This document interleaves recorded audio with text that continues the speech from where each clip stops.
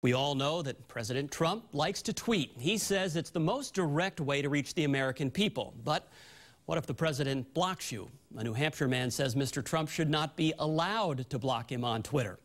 WBZ's Jim Smith is in Nashua with that story. Real Donald Trump.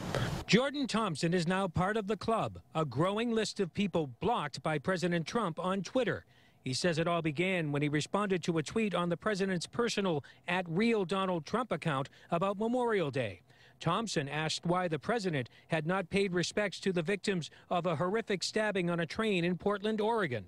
A bit later, Thompson found out that the president had indeed blocked him. Wow, the president of the United States took time out of his day to block someone on Twitter. Like an 18-year-old who, I mean, I didn't think my tweet was like rude. I didn't think it was like, it was disrespectful. Lawyers have sent the president a letter arguing that the Real Donald Trump account is a public forum and blocking people violates free speech. Some people might not think that Trump blocking me would be a violation of freedom of speech, but I absolutely think it is, and I think that's what his intent was. Mr. Trump's spokesman does say he considers Trump tweets official statements. Are President Trump's tweets considered official White House statements?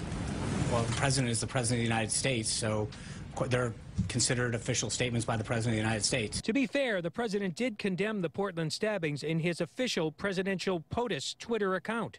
But Jordan says the president has more important things to do than blocking people like him. The fact that he blocked me over something like that, I just found completely absurd. It's hard to say exactly how many Twitter followers have been blocked by President Trump, but we do know this much. They've actually started their own Twitter page, and it's called Trump Block Party. In Nashua, New Hampshire, Jim Smith, WBZ News.